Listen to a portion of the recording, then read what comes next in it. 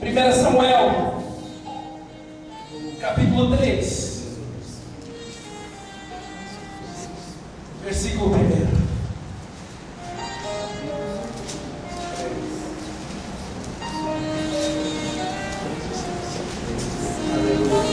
Glória a Deus.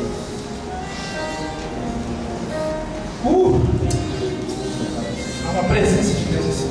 Aleluia. Aleluia. Glória a Deus.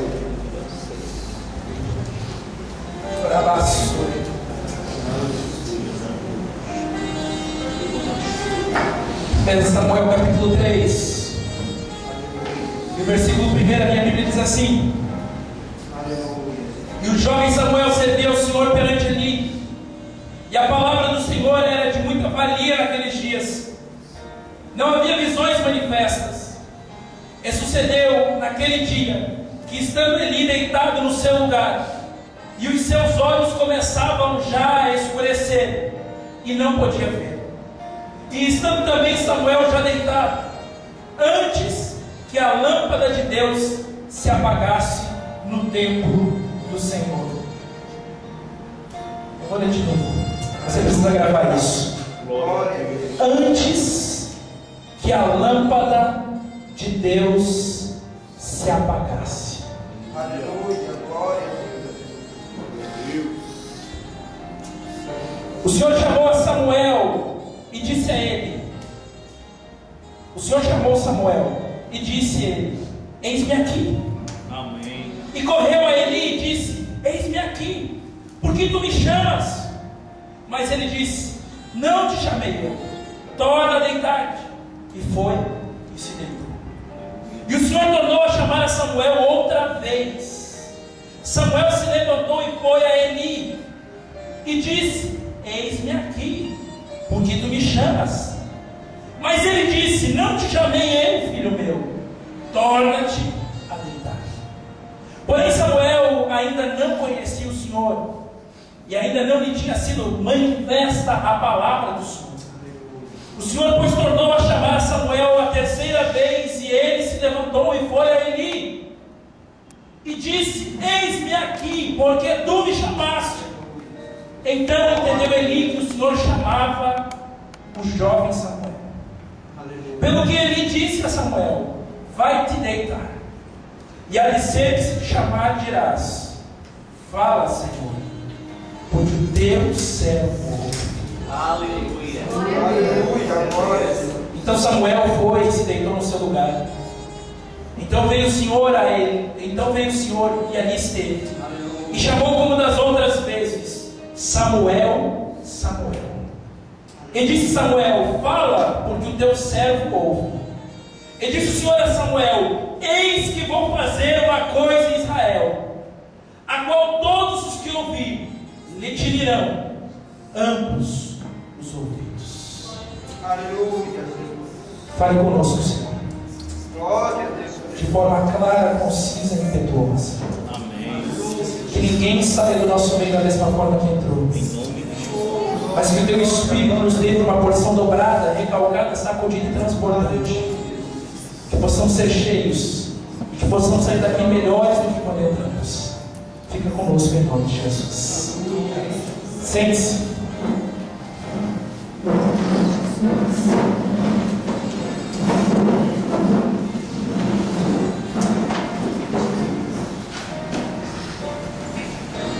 Eu vou tentar ser breve. Bem? Eu gosto desse versículo. Versículo 3, o capítulo 3 diz assim: Antes que a lâmpada de Deus se apague. Glória a Deus.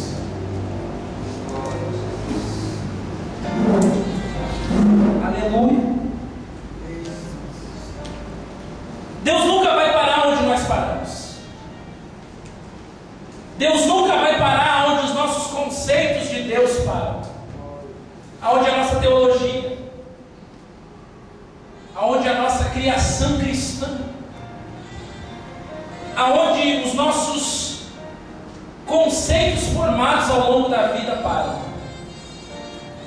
é impossível que Deus se torne propriedade de uma religião, de uma denominação, de um ministério. E toda vez que o homem parar, Deus vai continuar sendo homem, porque Ele é Deus.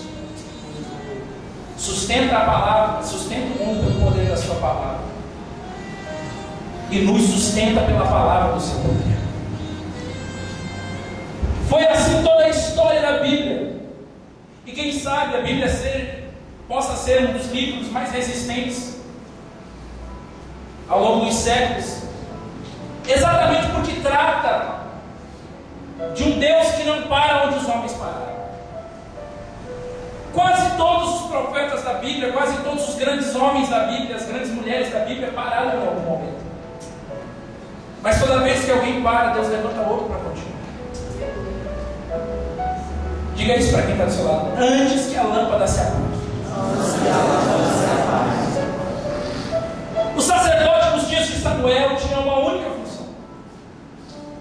Além de sacrificar a Deus, que era parte do serviço do templo e que é a evidência de todo o ministério sacerdotal conhecida nos nossos dias, a responsabilidade primária de um sacerdote, muito além do sacrifício no altar, era manter acesa a chama de Deus dentro do templo. Há um texto na Bíblia que diz que o fogo arderá continuamente sobre o altar e não se apagará. Então, além de fazer sacrifícios, ou muito mais do que fazer sacrifícios, porque isso é uma coisa pontual ou anual, ou festiva de um povo, o sacerdote devia obrigatoriamente manter no altar uma chama, um fogo. E esse fogo era a própria presença de um Deus que não se manifestava como nos nossos dias, na plenitude de um espírito, mas se manifestava como com Elias, como com Eliseu, em porções. Obviamente, se aquele fogo se apagasse, era sinônimo, era símbolo de que aquela congregação havia perdido a presença de Deus. Deus havia se retirado dali. E uma das piores coisas para um povo que não tinha tecnologia, que não tinha informação, que não conhecia as estratégias do povo inimigo, era perder a presença do seu maior general e estrategista de guerra. Israel foi sempre diferenciada na história porque nunca contou com grandes homens valentes. Embora Deus usasse alguns grandes ícones na história, o braço forte de Israel nunca foram homens. O grande soldado de Israel nunca foi um homem. O grande comandante de Israel sempre foi o Senhor Jeová.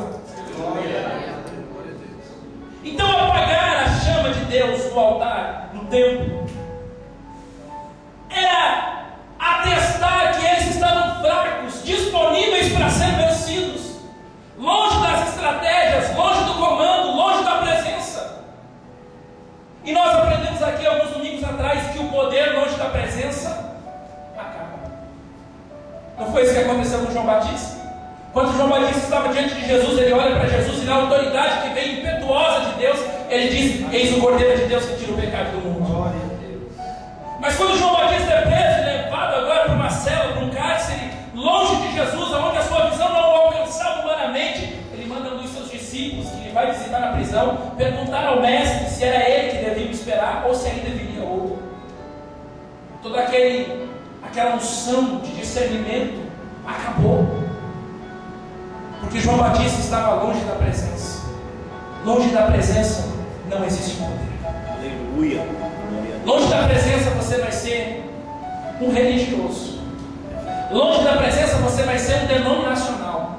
Longe da presença você vai ser um crente de domingo. Mas na presença, querido, você vai ser um filho em todos os momentos. Mas na presença, meu querido, constantemente na presença não vai te faltar a unção de Deus. Aleluia.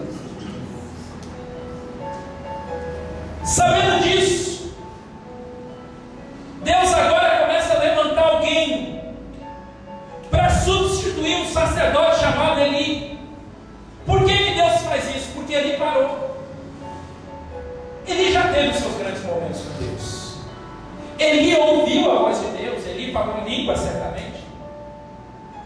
Eli, quem sabe, foi um daqueles sacerdotes que na inauguração do templo de Salomão não conseguiu ficar em pé. Tamanha era a glória que ele sentiu, que ele presenciou no ambiente do templo.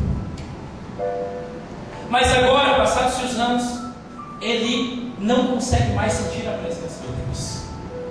Eli não consegue mais glorificar a Deus, adorar a Deus. E a adoração, igreja, é o que nos mantém fiéis, é o que nos mantém aquecidos. Alguns dias atrás, por conta da greve dos ônibus e por conta dos jogos da Copa, nós tivemos que cancelar alguns cultos durante a semana. E nós percebemos como igreja como as coisas ficaram difíceis, porque aí havia sido mudado alguns planos para o arraial da igreja que aconteceu no domingo, e não tínhamos como avisar as pessoas.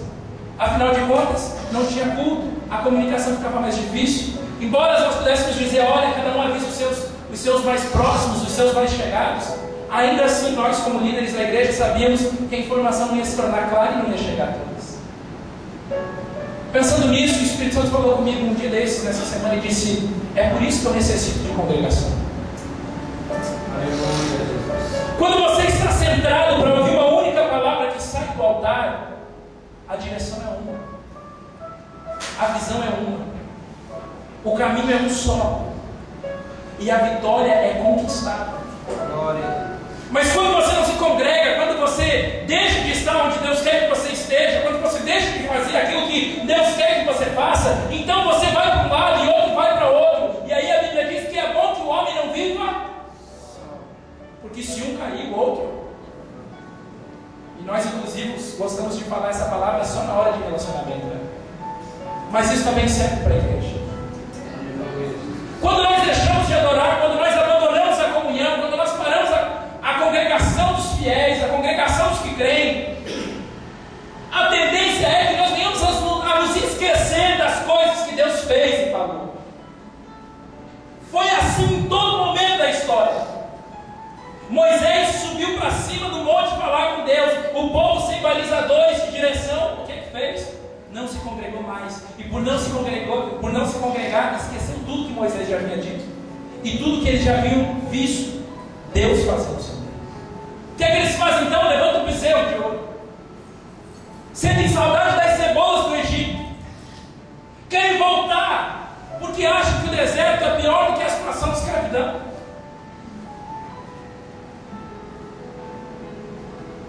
Ele agora é um homem que não tem mais esse senso de direção para a igreja. É aquele homem que agora não sabe mais ouvir a Deus. É aquele crente que vive de lembranças. Um dia Deus falou comigo. Um dia eu já fui usado. Um dia Deus já me prosperou. Um dia eu já gostei de orar pela madrugada. Um dia eu já senti prazer em fazer jejum. Um dia eu já quis estar no serviço do templo. Hoje eu só lembro que um dia eu quis. Deus olha para aquela situação e tem por certo, Deus insiste com ele. Deus insiste, mas Deus não é chato, meu querido. Você vai ouvir repetidas vezes a mesma palavra. Toda vez que você vier para o culto, Deus vai tocar sempre no mesmo ponto, bater na mesma tecla, mas Ele não vai te forçar a fazer. Amém. Porque eu aprendi que relacionamento forçado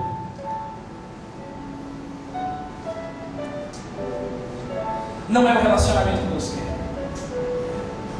Porque eu aprendi que relacionamento forçado não é amor, é violência.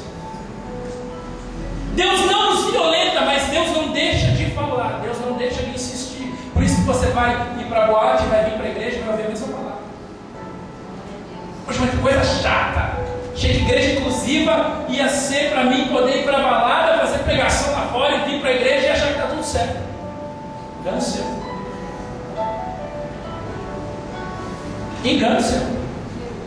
Foi coisa chata. Achei que essa história de crente gay era para poder beber, me embriagar, encher a cara, usar meu baseado e poder estar lá junto com aquele bando de homossexuais dizendo que tem uma igreja, uma religião. Você está errado. E você vai continuar ouvindo que está errado. Porque se você decidir seguir a Deus, se você decidir ouvir a você vai ter que aprender a ter discernimento. Amém. Aleluia. Eu volto a lhe dizer, ele não vai lhe obrigar. Glória a Deus. Porque relacionamento por obrigação é violência. Ele vai insistir porque ele continua te amando. Aleluia. E aí a igreja acaba se tornando um hospital, né? As pessoas estão sempre feridas ali. Mas Deus não vai desistir. Amém.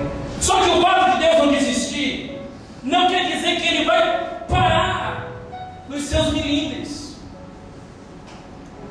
Eli não queria mais ouvir a voz de Deus. Quem é que Deus levanta? Samuel. Deus sempre tem alguém quando você para. Amém. Glória a Deus. Sim, Ele lhe trouxe aqui para dizer que você não é a última bolacha do pacote. Glória a Deus. Aleluia. Você não é o mais bonito. Amém. Você não é o mais cheiroso. Você não é o melhor conquistador. Aliás, nós não somos nada. Glória a Deus. E é exatamente porque não somos que Deus vem. Aleluia. Glória a Deus. E é exatamente porque começamos a achar que somos que Deus se retira. Que os nossos cultos viram reuniões religiosas e que você entra e sai sem sequer sentir nada. É por isso que os nossos cultos se tornaram momentos para festa, momentos para ver. Na semana é aquele que eu passei a semana inteira sem ver. Ei, querido, Deus não vai parar de você parar. Aleluia. Glória a Deus. Glória a Deus. Você vai ficar para trás e vai ver muitas pessoas sendo usadas no mover. Você vai ficar para trás e vai ver muitas pessoas fazendo aquilo que você fazia com uma unção dobrada. Sabe por quê? Porque Deus não pode parar nas suas crises.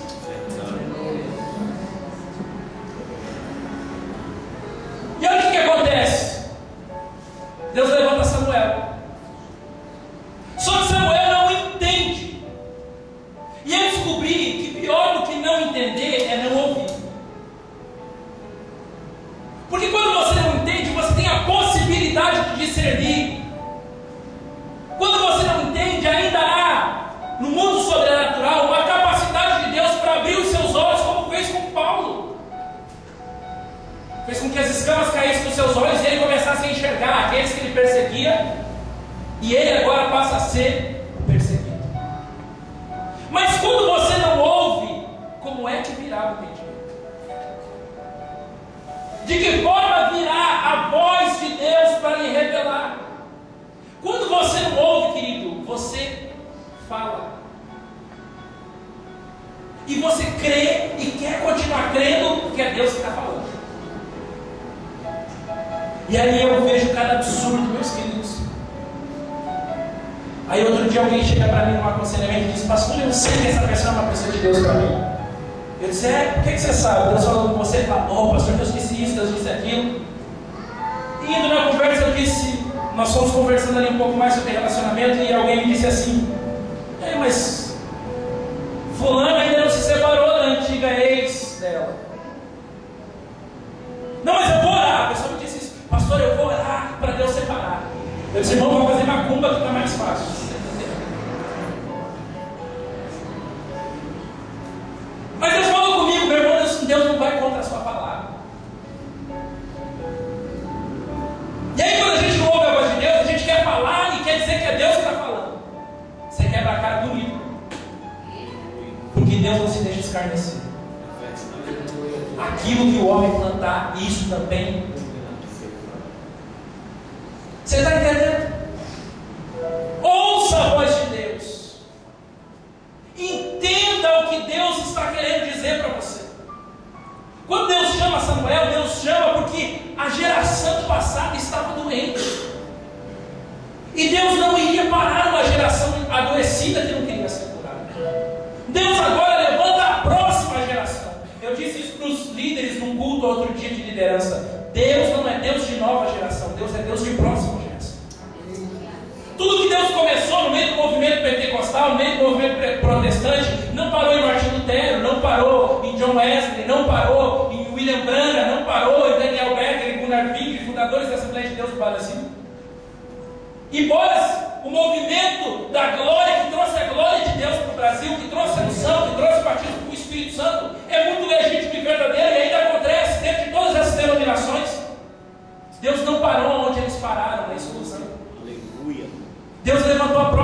geração, e a próxima geração é chamada igreja inclusiva, que abriu as portas para um povo que não era povo, mas agora é povo, um sacerdócio santo, uma nação eleita, um sacerdócio real para a honra e glória do nome do Senhor Jesus. Deus não vai parar onde a geração parou. Deus sempre é Deus de próxima geração. Foi assim com Samuel, ele parou. Parou por quê? Porque agora ele era o sacerdote mor do templo. E como bom sacerdote mor do templo, ele tinha uma cadeira do lado do altar, encostado na parede do templo. Querido, não queira nunca estar sentado na presença de Deus. Toda vez que Deus ia falar com alguém, principalmente com os profetas, em especial com Ezequiel, com Jeremias, ele disse: ponte em pé e eu falarei contigo. Por que ponte em pé? Porque todo profeta também é soldado. Soldado sentado é algo fácil para o inimigo na batalha. Soldado em pé tem pelo menos a visão mais ampla. Aleluia. O sacerdote ali agora tinha uma cadeira. Ele não precisava mais se destacar no meio de tantos outros sacerdotes que queriam estar naquela cadeira. Ele não precisava consagrar-se mais, porque agora não tinha mais concorrência, ele já era o senhor da casa, o dono da parada. Não precisava mais buscar conhecimento na voz de Deus, nas coisas que Deus dizia. Agora não tinha concorrência para ele, com ele. E nós que temos ministério da igreja, temos ministério na igreja, não temos medo do diabo. De fato não temos medo do diabo. Mas nós temos medo que alguém venha e faça melhor que a gente e tire nosso lugar. Eu subo no altar não para falar o que Deus quer, é para me mostrar. Por quê? Porque eu agora tenho uma cadeira do lado do altar, encostada na parede do templo. Se Deus está falando comigo, não interessa, interessa que eu tenho uma cadeira. Isso é um problema, meu irmão. E é por isso que o Espírito Santo trouxe essa música. Espera, você está indo depressa demais. Não é porque você tem uma denominação e uma igreja para ir todo domingo. Não é porque quando você resolve, você vem para a igreja. Quando você não resolve, você vai fazer suas coisas. Que está tudo certo na sua vida espiritual, não, meu irmão. Deus está olhando para o fogo do seu altar e está vendo algo se apagar. E te trouxe aqui porque quer dizer para você: antes que a lâmpada se apague, você precisa ouvir a minha voz. Deus fala, Samuel não entende, mas ouve. Eu nunca desprezo alguns jovens pregadores quando eu os vejo na igreja, porque eu sei que eles estão ouvindo a voz de Deus. Eles podem não estar entendendo, mas eles estão ouvindo. E o grande problema de uma vida espiritual é não ter mais audição. Samarone pregou isso aqui no nosso presbítero no domingo passado. É um problema não ouvir a voz de Deus, não saber quem Ele é. E o que ele faz então quando Samuel ouve a voz e corre até ele? Ele diz: volta a deitar. Querido, quando você não ouve a voz, você não age, você não sai do seu lugar, você não busca entendimento. Quando você é como Eli, você quer estar deitado. E se alguém chegar com você, para você com uma visão diferente, com uma unção diferente, com um mover diferente, você olha e diz assim: isso não pode ser de Deus, volte a deitar.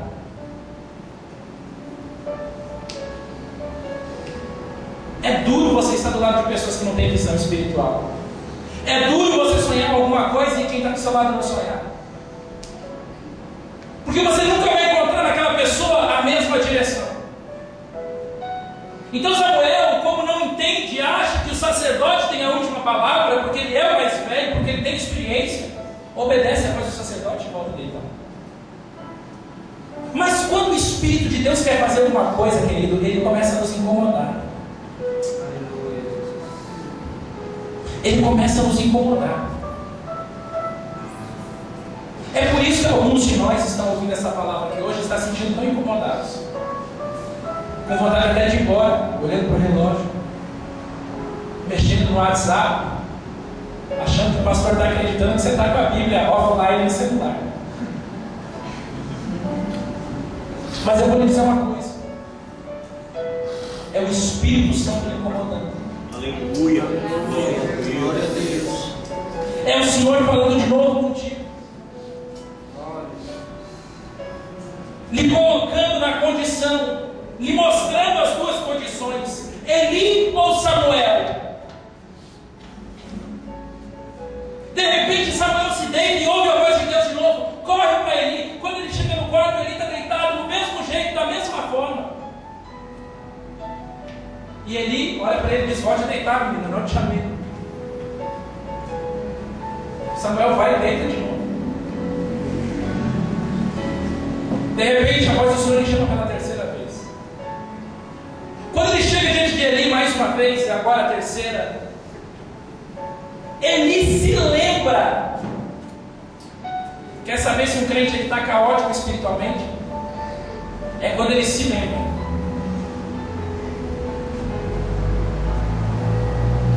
Ah, eu era feliz naquele casamento e não sabia. Vou dizer uma coisa, meu pai se converter. Ah, eu era feliz naquele trabalho e não sabia. Eu era feliz naquele estado e não sabia. Eu era feliz naquele país e não sabia. Eu era feliz daquele jeito e não sabia. Ei, meu filho, deixa eu te dizer uma coisa: o seu Deus não é Deus do passado, não. O seu Deus é onipresente, onipotente. Ele pode te fazer feliz no momento que você está. Você não é influenciado pelo ambiente. Você tem a glória que influencia o ambiente onde você está.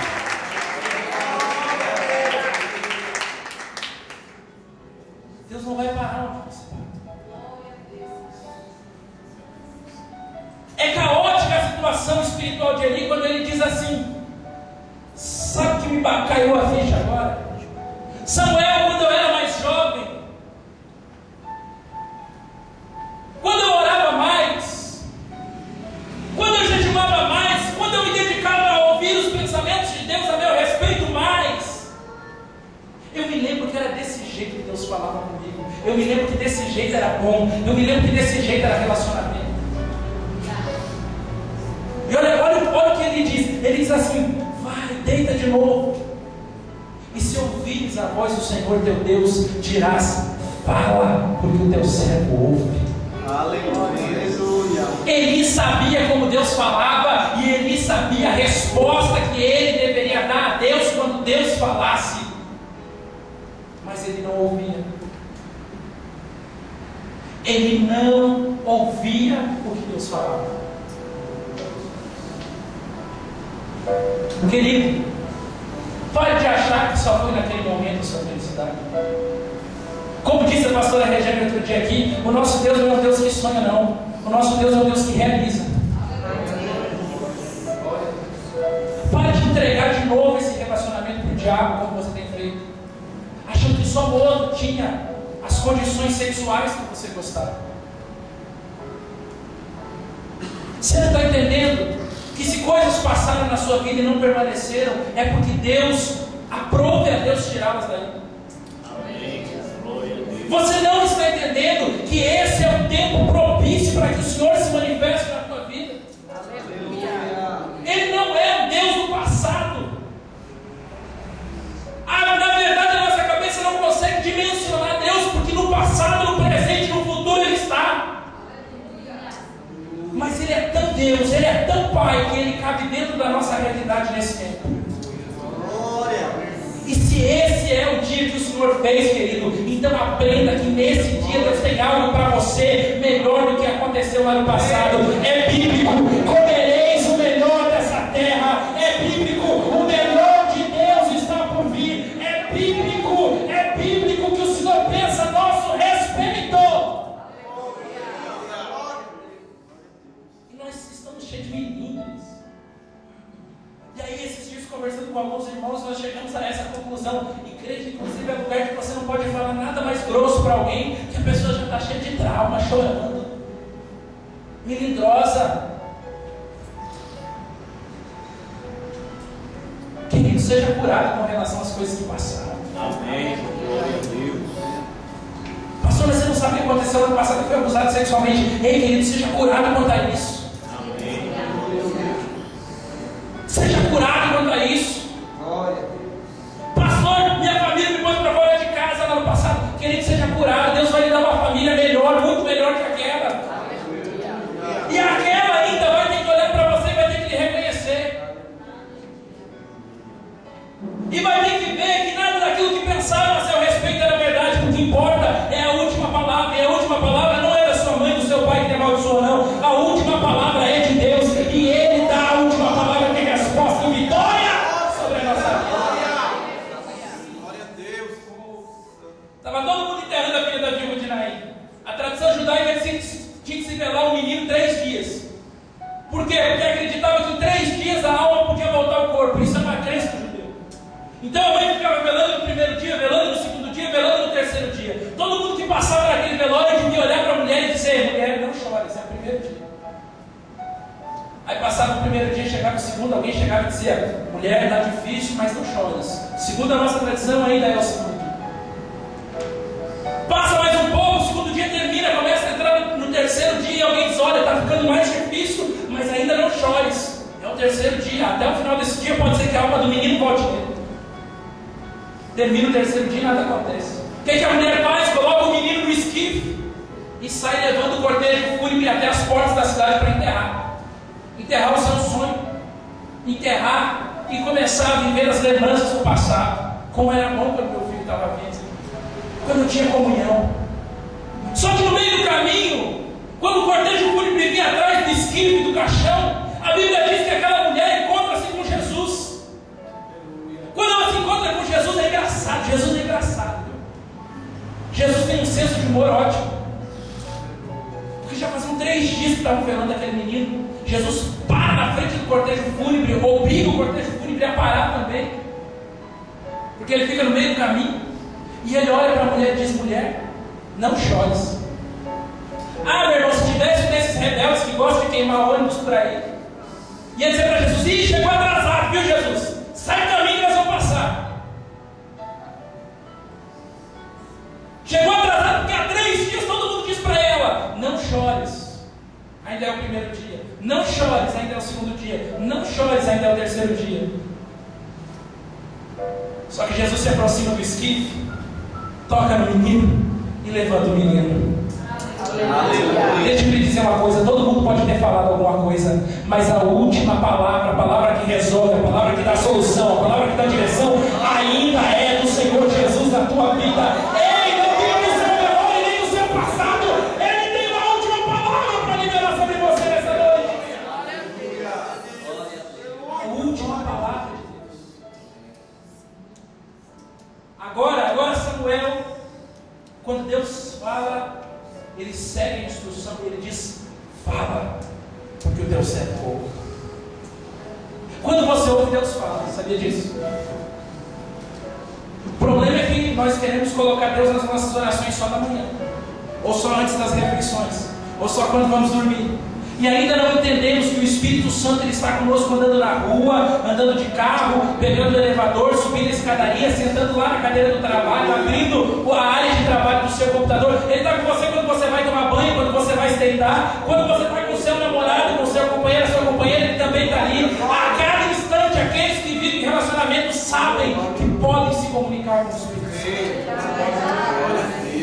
A comunicação com o Espírito Santo faz diferença. Outro dia a gente foi para fazer uma avaliação do dente lá no consultório e Deus toma a vida da dentista. Meu irmão, quem é que disse que a gente trata dente? Não é, Alex? A gente entra num mistério com a irmã falou que vai vir pregar um dia aqui. Isso é uma corajosa.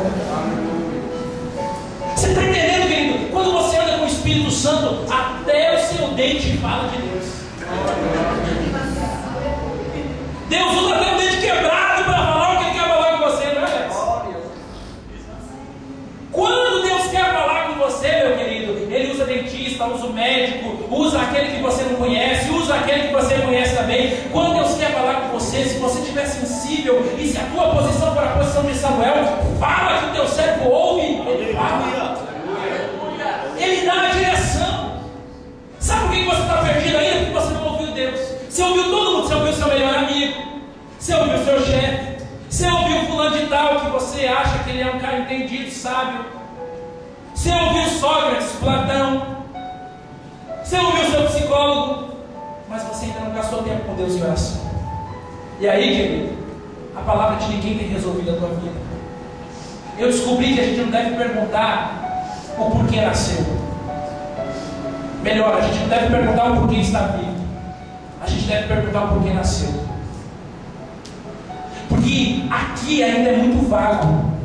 Esse momento ainda vai passar e nós vamos viver o próximo momento. Mas se eu volto lá onde Deus começou tudo, se eu volto no centro dos pensamentos de Deus, que é onde eu fui gerado, então eu vou entender o que pensa Deus a meu respeito e por que é que eu estou vivo hoje.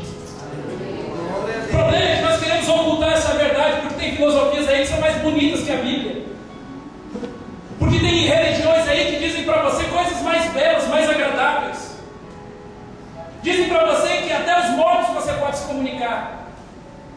Eu quero lhe dizer uma coisa. Essa história de comentar, de falar com mortos é a estratégia do diabo desde o Jardim do Éden. Quer a prova disso? A primeira sessão de reencarnação foi no corpo de uma cobra. Todos nós conhecemos a história do Jardim do Éden.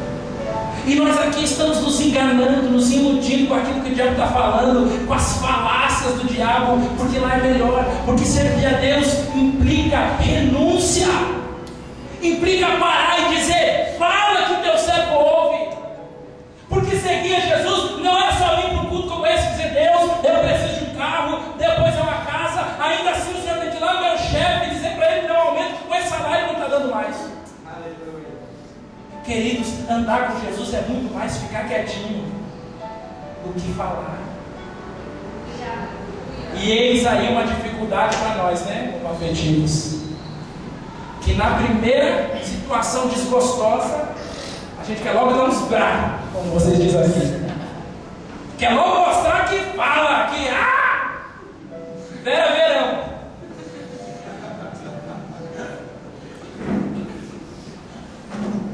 No relacionamento, então, no relacionamento você chega e fecha o circo em casa. Querido, aprenda uma coisa, Gálatas 5, frutos do Espírito. Aleluia. Longanimidade. Nós somos homossexuais? Somos, claro que somos. Está na cara de muitos aqui. Mas antes disso a gente é crente. Antes disso a gente serve a Deus. Antes disso, nosso compromisso não é com o pastor nem com a igreja, é com Cristo. Samuel é levantado porque a chama não podia se apagar. Samuel é o exemplo da presença de Deus no ambiente. O que é que você tem sido no ambiente onde você está? Amém. Alguns aqui têm sido como um balde de gelo. Onde chega, em vez da chama do Espírito se acender, se acende a chama da confusão, da fofoca. Querido, deixa eu me dizer uma coisa. Fogo estranho não é de Deus. Fogo que não queima pela presença de Deus, pelo Espírito Santo de Deus, não pode ser de Deus. Todas as vezes que tentaram entrar com fogo estranho dentro do templo, Deus mandou o templo ser destruído. E olha que o templo para judeu era quase mais importante que Deus. E Deus manda destruir justamente para dizer que não importa templo se o fogo não vier dele. Você está entendendo isso, meu querido? Samuel ouve a voz de Deus. E agora Deus pode recolher ele. Deus pode anular ele. Deus pode aniquilar ele.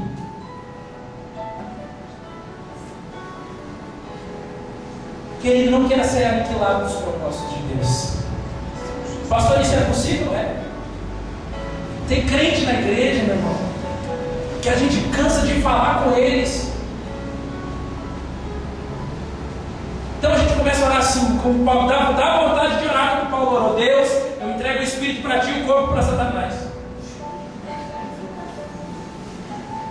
Imagina Paulo, o apóstolo, fazendo essa oração. Querido, vive em alinhamento com o propósito de Deus. Sim. Ouça o que Deus quer dizer para você. Deus não vai parar onde você parou. Deus não vai parar nos seus milímetros, Deus não vai parar nos seus problemas. Deus está disposto a te curar, mas entenda uma coisa: não deixa que a chama se apague. A chama não pode se apagar. Eu vou encerrar falando para você da história da mulher do fluxo de sangue. A Bíblia diz que Jairo foi falar com Jesus porque ele tinha uma filha, e essa filha tinha 12 anos. Só que essa filha morreu. Eita. Estamos protegidos agora, mas calmos. A Bíblia diz que a filha de Jairo faleceu, morreu. E ela tinha 12 anos. Jairo chega para Jesus e diz: Jesus, vão comigo lá em casa, minha filha morreu, eu estou desesperado, louco. Detalhe, Jairo quem era? O rabino do templo, acostumado a ouvir dizer que Jesus não prestava nada e não valia nada, acostumado certamente a pregar nos púlpitos da sua igreja, da sua sinagoga, que Jesus era aquele cara que devia ser desprezado. Afinal de contas, os judeus nunca o reconheceram como tal. Agora imagine esse homem que aprendeu que o culto era desse jeito, que Deus se relacionava assim, que Deus não passava disso, se obrigando por uma circunstância da sua vida ir até Jesus e dizer: Jesus, tem misericórdia de mim. Tem uma filha de 12 anos que está morrendo lá em casa. Vamos lá. Jesus, como é misericordioso, rico de misericórdia, vai.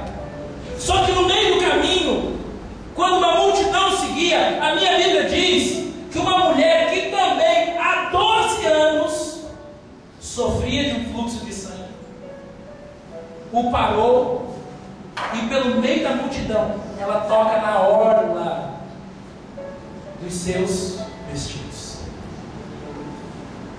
Eu preguei muitas vezes sobre essa passagem, mas um dia desses eu acordei de manhã e o Senhor ministrando sobre isso no meu coração disse: o que tem nesse texto que fala a respeito de cura? Eu disse: Deus, tem muitas coisas nesse texto que falam a respeito de cura. A filha de Jairo que estava morta, a mulher que tinha um fluxo de sangue interminável. E Deus começou a ministrar mais profundo naquela manhã no meu coração e disse assim: ainda tem mais. Eu não cureis apenas uma doença. A Bíblia diz, lendo o texto com mais calma depois lá em Lucas, você vai descobrir isso, que quem cercava Jesus eram os próprios discípulos. E quando Deus ministrava isso no meu coração, Deus disse assim: a cura foi para a mulher, mas o ensinamento foi para aqueles que não receberam a cura, mas viram ela, ouviram falar dela. Porque toda vez que a Bíblia fala de 12, a Bíblia está falando de governo. Eram 12 os discípulos. Toda vez que a Bíblia fala de 12, ela está falando daquele instrumento que traz os céus na terra e que mantém por meio do governo a manifestação desse reino. E naquela manhã Deus tratou comigo, não foi com vocês não, foi comigo. Eu estou aqui contando para você algo que Deus falou no meu espírito, para que você entenda e retenha aquilo que é bom para você. E naquela manhã Deus disse: bom, olha só, eu estava indo para levantar uma menina de 12 anos, que certamente daria continuidade na geração. Só que no meio do caminho eu decidi curar uma mulher que há 12 anos sofria de um fluxo de sangue. O Senhor falou comigo e disse: muitos estão como Eli, doentes na minha presença. Líderes, pastores, diáconos, presbíteros, obreiros, muitos estão doentes diante da minha presença. E eu quero levantar a próxima geração, a menina de 12 anos. Mas eu quero que você saiba que eu também desejo curar essa geração. Amém. Glória a Deus. A prova disso é que quando aquela mulher vai tocar em Jesus, de todos os cantos que ela podia tocar nele, ela toca na orla dos vestidos. Por que é que ela toca na orla dos vestidos? Porque se você for para Êxodo, você vai descobrir qual era a indumentária de um sacerdote.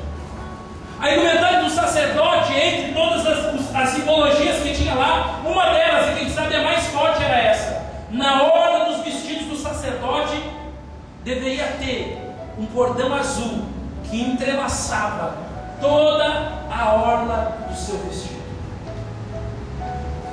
Esse cordão azul era conhecido do povo judeu, até hoje eles usam, só que usam no tal gadu, uma espécie de manta que os judeus usam nos ombros quando vão realizar as suas cerimônias. Naquela época era na orla dos vestidos. Isso fazia com que todo judeu, quando visse um sacerdote, logo reconhecia pela indumentária. Reconhecia pela indumentária quando olhava para a orla dos seus vestidos. Por quê? Porque na orla dos seus vestidos estava aquele cordão azul que representava, simbolizava a palavra de Deus. É por isso que o salmista, no Salmo 119, versículo 105, ele vai dizer: lâmpada para os meus pés é a tua palavra e luz para o meu caminho. Então, se um fiel judeu queria saber se os seus sacerdotes estavam em acordo com as coisas de Deus, ele olhava para a orla dos seus vestidos que indicavam os seus pés. E na orla dos seus vestidos que indicavam os seus pés, ele logo entendia: esse está sendo dirigido pela palavra de Deus. Quando a mulher vai tocar em Jesus, ela toca na orla dos vestidos. Ela vai tocar onde? Na palavra. Porque aquela orla simbolizava a palavra de Deus. Então ela não toca no ombro, ela não toca na mão, ela não pede para dar um beijinho no rosto, ela pede para se apropriar da palavra que pode curar, transformar, salvar e libertar. Querido, enquanto a gente fica fazendo macumba gospel na igreja não vai dar certo, mas quando nós voltarmos para a palavra de Deus e entendermos que ela deve governar a nossa vida, as coisas vão começar a funcionar no nosso ministério. A nossa oração vai ser respondida. Mas a gente quer tirar o versículo da caixinha de promessa, né? Quem aqui tem uma caixinha de promessa? Macumba gosta, viu? Como chama aquilo? Vidência bíblica. Fala aí, Jesus. Aí você puxa um. Querida, aprenda. Você não tem porções da palavra de Deus, não. Você tem que ter toda a palavra de Deus. Nós temos que voltar à palavra, não aquilo que nós queremos saber. Outro dia alguém me perguntou, disse: pastor, qual é a diferença da revelação para aquilo que as cartomantes fazem naquelas mesas de adivinhação, de sei lá o que? Eu disse: é simples. Que toda vez que Deus quer falar com você, Ele nunca fala o que você quer saber, Ele fala o que Ele quer te dizer. Aleluia. Por isso que é muito mais difícil ouvir o que Deus quer falar, porque lá você ouve o que você quer ouvir. Olha, eu vejo um molho dos olhos verdes.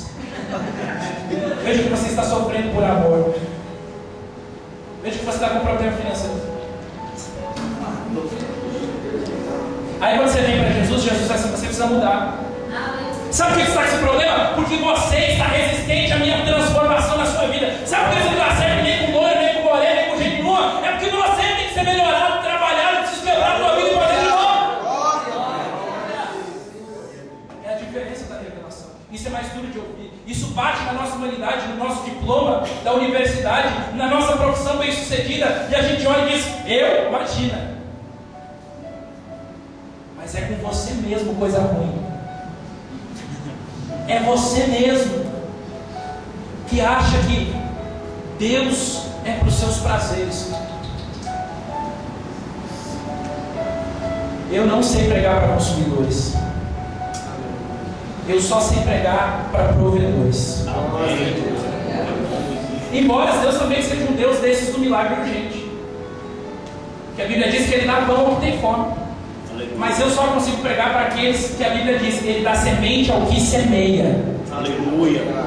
Porque pão, querido, é circunstancial. Você come hoje, amanhã você vai ter que estar lá pedindo de novo. Mas semente é diferente, o processo é mais demorado. Mas você começa a produzir, você começa a entender que Deus te dá a condição de viver sem o auxílio de uma campanha especial, de um culto diferenciado ou de um pastor famoso. Você entende que você tem autoridade para diante de Deus se apropriar da palavra que sai da orla das vestes de Jesus e receber aquilo que Ele tem preparado para você desde a eternidade.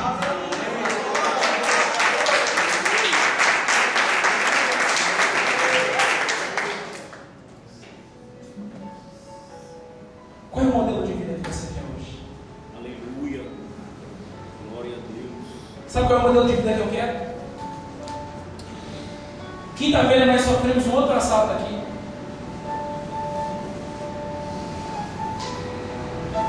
E eu fui orar a Deus e disse: Deus, se eu estou ali, Jesus, naquele assalto, eu acho que eu começo a gritar: o sangue de Jesus tem poder para o bandido. Está amarrado. Coisa de crente, né? Mas aí eu disse: Deus, por que o Senhor permite isso com os teus filhos? E fui questionando e ali inconformado, chateado com aquela situação. E aí Deus me disse algo interessante. Você não disse que gosta de pregar para semeadores? Isso é semente. Crê nisso, Alex? Você crê nisso, meu irmão? Cadê a Sheila? Crê nisso, Sheila? Isso é semente. Pastor, como é que é a semente?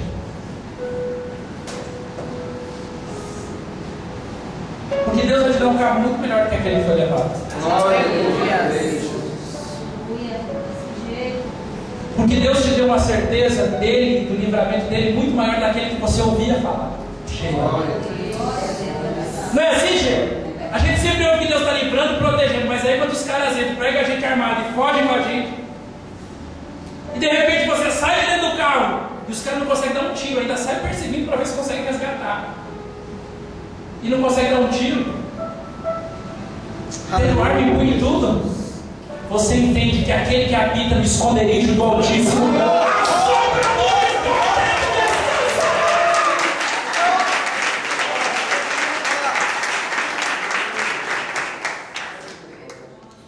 Você está disposto a viver a palavra de Deus, querido? Que ouvir sentadinho, bonitinho, arrumado, cheiroso no culto de domingo é bom, mas e viver a palavra? E quando Deus disse assim: agora eu quero ver se você crê mesmo. Quando você canta: o Deus do impossível não desistiu de mim, sua destra me sustenta e faz prevalecer. O Deus do impossível desistiu de mim, sua destra me sustenta e me faz prevalecer. Esse é o Deus impossível. Mas sabe como é que ele é o Deus impossível? Quando a situação é impossível. Se a situação não for impossível, como é que o Deus do impossível vai se manifestar? Eu vou lhe dizer: a vida com esse Jesus é melhor do que qualquer bebida forte que você possa tomar. É mais emocionante do que qualquer droga que você pode usar. A vida com esse Jesus lhe garante que você vai viver uma emoção nova a cada dia. E mesmo assim, nenhum mal lhe sucederá ou praga alguma chegará à tua tenda. Apenas com teu olho olhará e verá que o Senhor é grande. Fique de pé.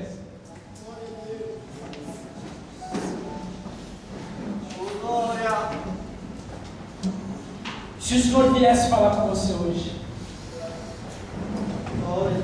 Ele lhe chamaria de quê? Ele lhe chamaria de Samuel? Ou ele lhe chamaria de Eli? Deus é tão grande, querido, que Ele conhece o teu nome. Porque quando Ele foi falar com Samuel, embora Samuel não o conhecesse, Deus o conhecia pelo seu nome. Deus deseja te chamar pelo teu nome. Amém. Mas você está disposto a ouvir o que Deus quer falar? Aleluia.